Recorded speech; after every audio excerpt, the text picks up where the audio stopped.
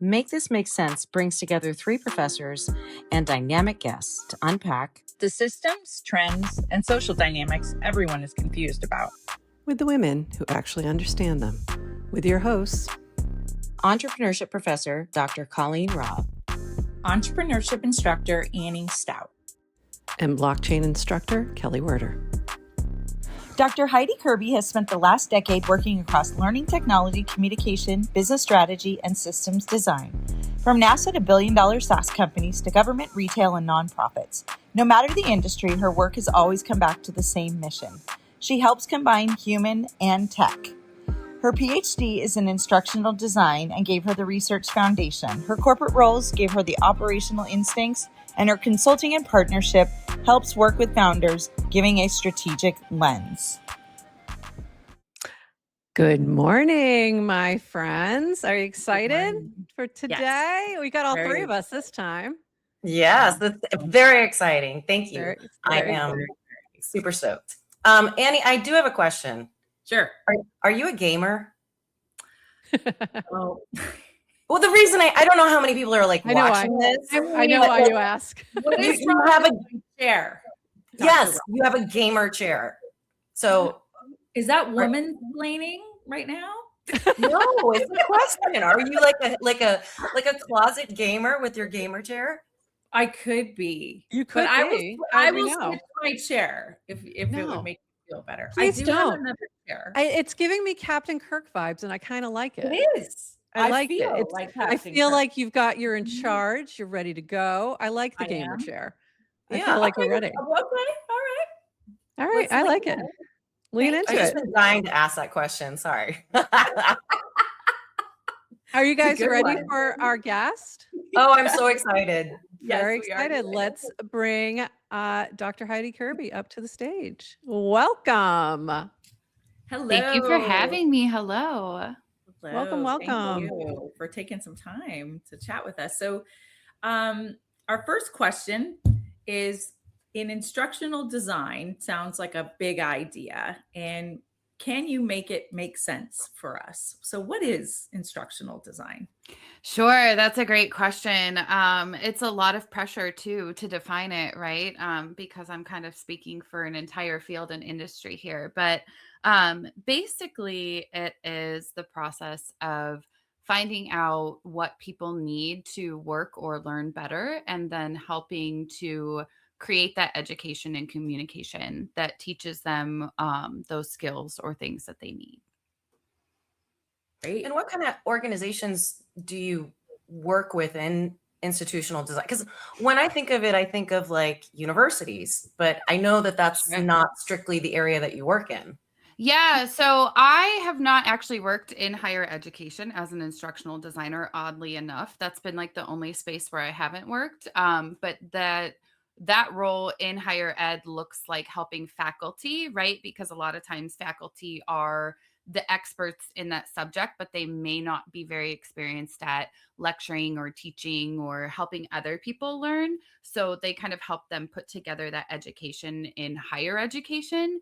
But in the corporate world, it can be everything from that mandatory information security or sexual harassment training that you have to take that HR sponsors, to how do we onboard new customer support agents for our insurance company, and how do we bring them up to speed, to customer education. So if you have like software as a product that your company is selling, how do you educate your customers on how to use that as well? So it covers a huge, very wide, like anywhere workplace learning is happening, really, instructional designers can be found. Great. Thank you. And you kind of developed this framework that you're using. Can you tell us a little bit about that? It sounds really exciting. Yeah, absolutely. So I developed an evaluation framework called FUSE, a framework for useful learning evaluation. And it was based on mentoring some new instructional designers who were asking me, like, which evaluation model should we use, right? And so we have a few different ones that are kind of common in learning and development, but they're they all kind of have like the same issues. They're outdated. They're from a world that is pre-internet, pre-COVID, how global and remote our workplace is today. And so they're kind of focused on, did they complete it? Did they, answer all of the multiple choice questions, rather than things like, did it help us retain more employees? Did it help our leaders to improve their performance? Right. And so I kind of spent a couple years putting together a framework that's not based on kind of these completions or these levels, but really looks at what metrics does the business care about, right? What did they want to see when their employees are learning, and what's important for not only the people who are learning, but the teams around them who have to work with them. Great. What are some of thank you for explaining that. What are some of the skills gaps that you're seeing with, we'll say, Gen Z entering the market? And are you noticing any trends in men versus women in terms of what the skills gaps are? Yeah, that's a great question. And I think it's less of a generational trend than it is just kind of like new people. Because we, in instructional design specifically, we get a lot of people who don't want to do classroom teaching anymore, right? So we get a lot of educators from K through 12, but also college. Like that's where I came from as well.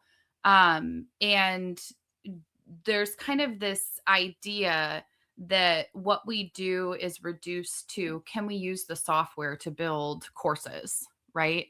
And so people kind of have this idea, because it's been promoted to people that are entering our field and new people, that, if you can master the tool that people use to make courses, and you can make these kind of like, animated PowerPoints, for lack of a better term, then that's all you need. When really the skill set kind of goes much deeper, and it's about, finding out, does this information really need to be in a course?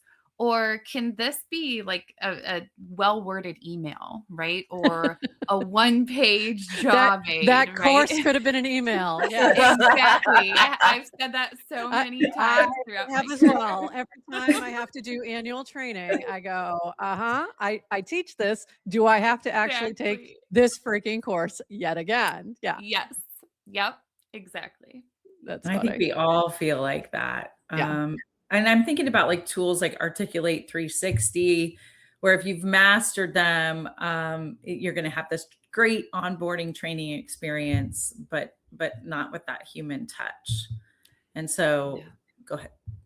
Yeah. No, I think there's kind of a swing back towards a lot of that, like in-person training, right? Like I got like my first ever freelance in-person training project last year. I'm like, how have I been in this industry for like a decade, and this is the first like in-person? And it's like 2026, we have AI. Like, it's so odd to me that I wasn't doing this 10 years ago, but now there seems to be that want for human connection again. And there seems to be kind of a push away from that traditional, like the boring compliance course, like the page turner, like, oh, click, click, click, right?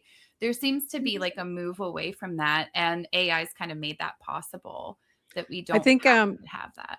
I think I need to, on behalf of the legal profession, I'd like to take a moment to take the blame for the click, click, click, check the box courses, because that's what they're all about, honestly. They're checking a box because the general counsel or whoever has said, we need to do this so that if we get sued, we can say we did this. Yep. And that is not necessarily going to lead to any actual learning, but it checks the box. Right. And so I'm curious, I mean, you mentioned like some of these trainings, like the outcome doesn't necessarily meet the metrics that the business cares about, right? Like, okay, so we're meeting, Kelly's legal requirements of check. Yes, we, we're CYA, right? I mean, that's kind of the idea, but it sounds like you're doing something a little bit more meaningful, where you're digging into the specific like KPIs or metrics that businesses want to uncover within their employees. Like, can you give us like an example of like a project that you've done that was a little bit more meaningful? Because I know us as university employees, we have to do, oh God, Workday. Don't even get me started on Workday. This is what I'm talking about. Yeah, we've got to. This is what I'm talking about.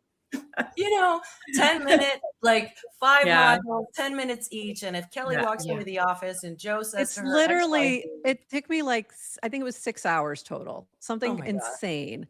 Something insane. So it also took me, I put it off as long as absolutely possible. Sure. Of course. Yeah, I was way past the dedeadline. I was like, you know, multiple reminder situation, because I'm like, I don't have time for this stupidity. Yeah, we want, but I cannot. Yeah, sorry, Colleen. No, you mentioned Workday and you triggered me. I know. Workday is turning into a therapy session.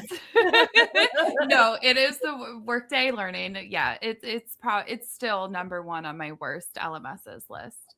Wow. So yeah, no, So it's not just I did a Workday learning implementation back when it was new, and all I can say is I hope that they've made a lot of improvements, but it doesn't sound like they have. No. But I always encourage people to just ask, like, what is the purpose of what we're doing, right? Like, what is the goal here? Are we trying to improve leadership behavior because all our leaders are jerks?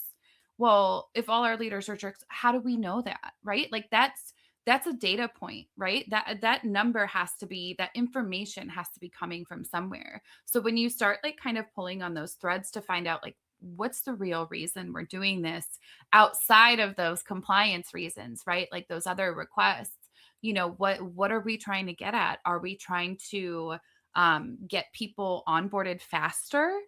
Okay, well, how long is it taking now? What does faster mean? And then the answer to those questions give us those data points naturally, where we can then kind of go, all right, let me start collecting some numbers around this. So for instance, I was working on a customer education team, and our VP of product wanted us to measure completion rates, right?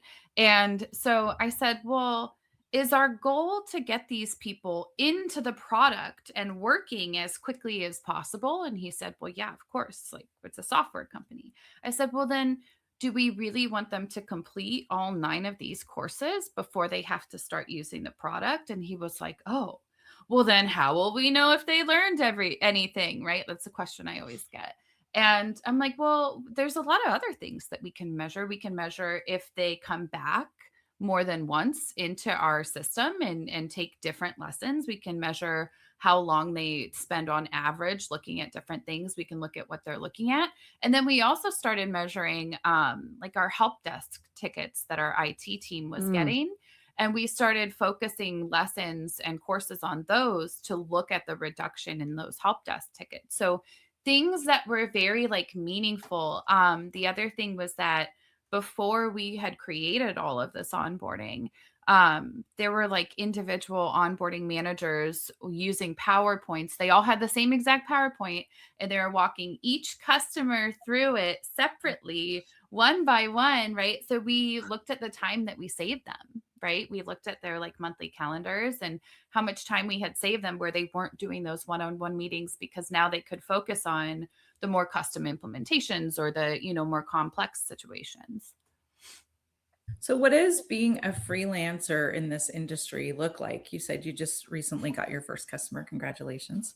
What is it? How do you gain traction? How do you get customers? And what does that look like? Yeah. So for me personally, I've had the best luck and really the only luck with people finding me. So I guess my sales and marketing approach is more just like exposure, right? And building my network. And, I've contributed to different like industry publications, and I had my own industry podcast for a little while.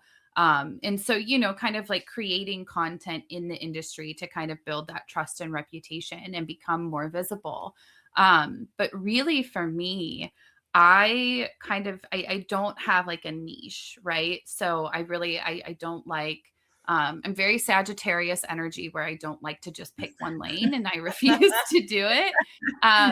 So Nothing wrong with that. Like, nothing wrong with that. Andy knows that very well. Do a little bit of like coaching and mentoring. Like I'll coach and mentor teams. I'll work with founders of like authoring tools or LMSs to better like fit their features to practitioner needs, to help them even position like their products. I do the more like traditional instructional design projects, but I've also come in and helped like new leaders, people that are, they get promoted to director of L&D, but they've never worked in learning before. And so I can come in and help them build their teams. And so I have like all sorts of different projects all over the map that I kind of do as a freelancer, and that's how I like it. Yeah, you're not getting bored. Sure. Yeah. Absolutely. And is there like a common, I'm trying to figure out how to ask this question, because a lot of leaders, I mean, I know that like this in academia, like, you become a professor, you get promoted, and then you're like, oh, you're a dean. And you're like, well, the educational training really didn't train people to become deans, but that's kind of the academic trajectory. When you're seeing like these new leaders that are suddenly in charge of learning, that their path is kind of similar, right? Like they didn't go through how to teach people. How do you kind of navigate that? Like, because a lot of times, at least in entrepreneurship, we know the customer doesn't know what the customer wants, right? And so I'm sure sometimes your clients don't know what they want. How do you navigate that? Yeah, that's really hard. So one of the things that I found really useful, it's like this older business book called Change Your Questions, Change Your Life. Have you heard of that? It's I think it's by Marilee Adams or something like that. And it's all about like kind of like this like inception by asking the right questions, right? Because I've done a lot of research on this too, like working with different dynamics, right? Because a lot of times instructional designers, even when we're like freelance, we're like one person coming in, we don't have a lot of authority, we don't have a lot of power. So, people think they know what they want, right? To your point about the customer thinking that they know. They think they know, but like they only have ever seen a 30-minute e-learning or 1 hour in-person training. So that's like what they order, right? They go, oh, well, we need this to be a training. So kind of going with the approach of asking the right questions, right? So I'll give you an example. There was some HR clients I was working with, and they're like, we need a 30-minute e-learning on our hiring process because these hiring managers are getting it wrong every single time. We always have to go back and help them, and it ends up taking longer than it should, and we're losing candidates. And so I said, well, let me see this process. And I was like, holy cow. It was so many steps. They're like, oh, it's simple. It was not simple. It was a very complex process. And so I said, if we teach people how to do this right now, how often are these hiring managers hiring? And they said, well, some it's every month if they have high turnover, some it's, every few months because their teams, they don't hire very often. I said, okay, if they take a 30-minute e-learning next week when we launch this, how will they remember what they learned 4 months from now and remember that whole process? And they're like, oh, so instead of saying that's the wrong thing to do, right? Like just repositioning it so that they kind of go, oh, wait, okay, well then what should we do instead? And then that's where you come in with like that freelance expertise, right? And you can say, hey, let's try this, or, and you do still have to kind of build that trust and kind of do it even more quickly, right? Because you need to be able to say, like I've had to say to the clients for the instructor-led training I was working on last year, they wanted to put a quiz at the end. It was supposed to be like a game, right? It was supposed to be a training game, and they wanted to put a quiz at the end. And I was like, I thought it was supposed to be a game. What game have you ever played that quizzes you at the end? Right? So I said, okay, you guys are going to the pilot, right? Will you just observe? And if you don't feel like, because they asked the question, well, how will we know if they've learned anything? My least favorite question, right? And so I said, if you go and witness it and you feel like they haven't learned anything, we'll put in a quiz, but can you just trust me for the pilot? And they were like, okay. And, they came back, they were like, oh, these people said they were going to leave early and they ended up staying late, talking to the facilitator. They had all these stories of all these things. And I was like, oh, thank goodness. I did not want to it be worked. at the end. Thank goodness. And so your evaluation framework, the FUSE framework, you're using that in your freelance jobs currently? Yeah, I don't use it like, hey guys, here, Yeah. let's use the Yeah. so it's something where I've kind of like tried it out, piloted it myself in the different projects that I've worked in. Yeah, and it's so far I'm desperate for people. I've got like a couple people who are like, we kind of want to try it out, desperate for other Send it people, over. to try We'll it out. try it. Yeah, I'll try it. Send it over. absolutely. I will for sure. I wonder, that would be interesting to try it in higher education. I mean, I think design it, for yeah. trade. I wonder how, because it would definitely work. The tenets of it make sense. It would just require flexibility that I'm unsure higher ed is willing to do Well, in terms of okay. like, Wait a minute. certain Wait, faculty members, right? Or, it depends on the level of instructional freedom too for the faculty. Yeah. Yeah. We have quite a bit, and we're pretty flexible. We're a flexible gang, I would say so. Yeah.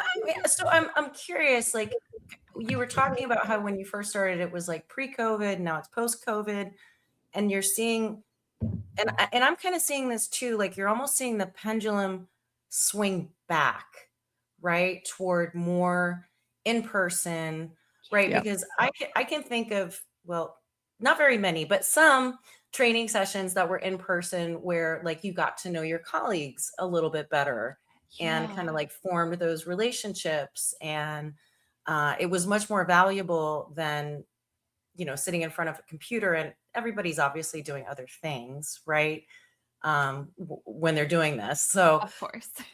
I'm just wondering, have you seen that trend where it's more in person and people are wanting that one-to-one connection?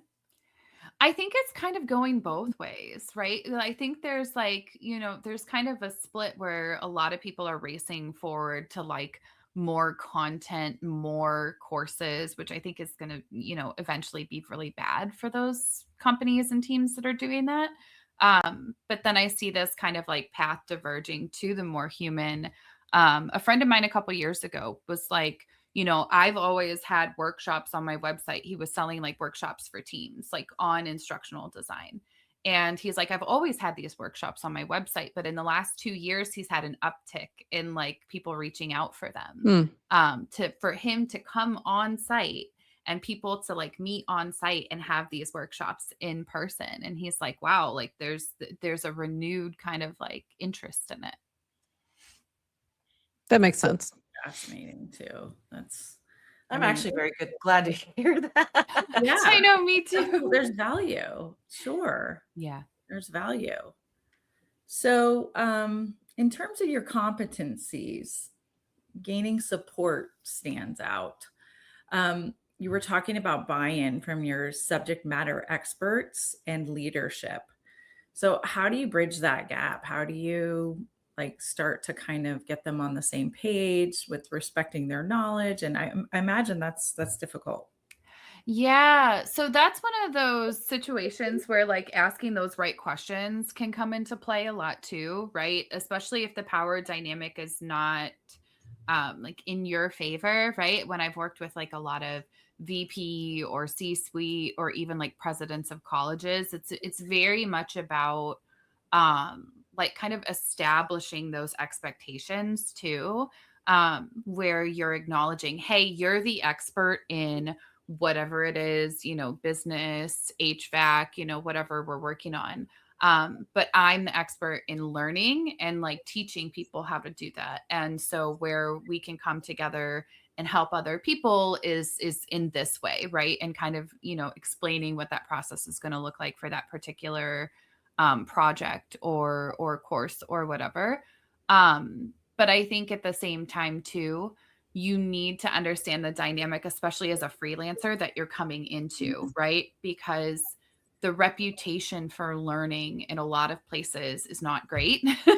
I've been hired as a freelancer into companies that have learning teams, but the people I'm working with do not want to work with their internal learning team. So they've gotten permission to hire somebody outside, which is like, oh, it's not a great situation. And I haven't ever done it willingly, but I've, gotten into those where it's like, oh, wait, you already have a team. Why didn't you ask them? Well, we don't like them. All they do are those, boring compliance courses anyway. Wow. Right. So you have to kind of be aware if there is no trust there. And if there's kind of a lack of reputation and a lack of trust, you have to kind of do baby steps where you like show them slowly that things can be different. Right. So, if they say, oh, we need a 30-minute course, can you show them something instead? Can you show them that well-written email and say, see, this accomplishes the same thing. Right. And so like combination of asking the right questions and showing people your, ideas or prototypes or whatever it is to give them kind of like an understanding because they don't speak the learning language. Yeah, it almost sounds like it's being like thrown to the wolves in like some aspect. Like, yeah, we have these 4 people that do your job, but we want you to come in and do their job for 4 people. Yes. Yeah, exactly. Go ahead. Oh. Well, no, I was just curious, like, so, we all teach entrepreneurship and, compliance is obviously a very important part of business. Is there a threshold that you've noticed, like in terms of number of employees where it's advantageous to bring someone out of house versus doing it in-house? And, what are the things that young companies need to be thinking about as they're growing their workforce? That's a good question. I think it really depends on the company and kind of what they need, because if it's just like a young company and they need, onboarding, they need just like the standard kind of internal training, there's probably something that already exists out there that can be borrowed or repurposed, and so you probably don't need like a lot of support. But especially if you have like a product or something that you also want customer education on, or you also want like sales enablement, right, for your sales team.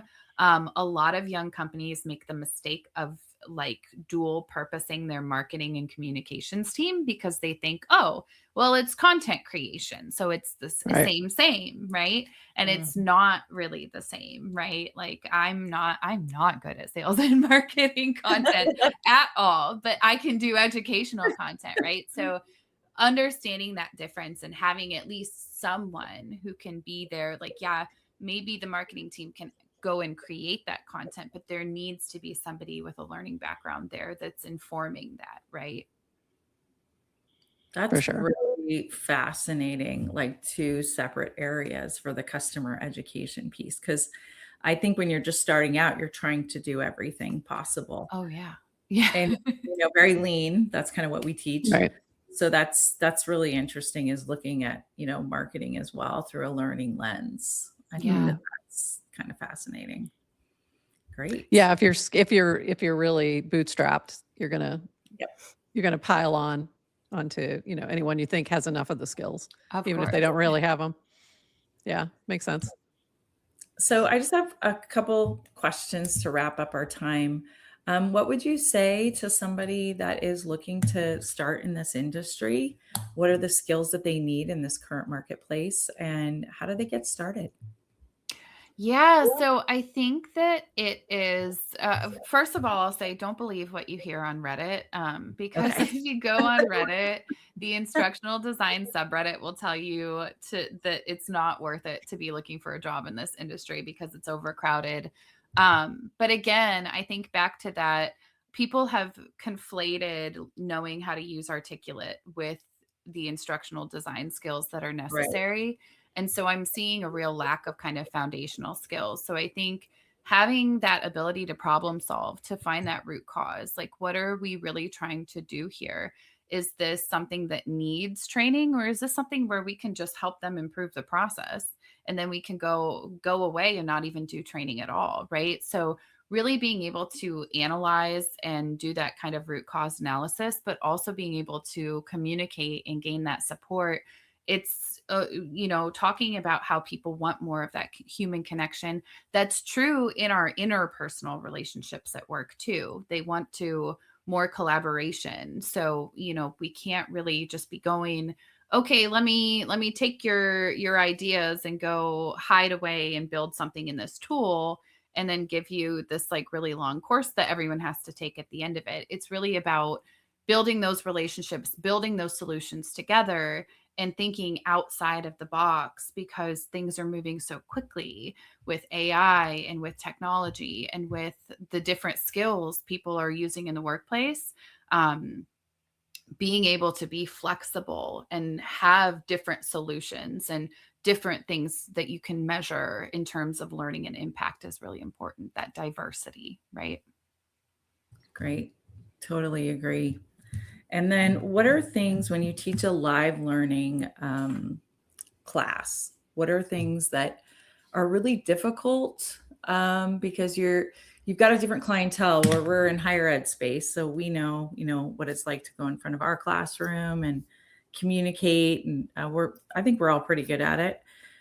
So what do you, when students are mandated to be in the room, what do you do to kind of break the ice?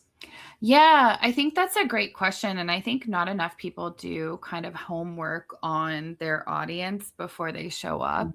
I remember my dad, who works in like a factory setting, right? Manual labor.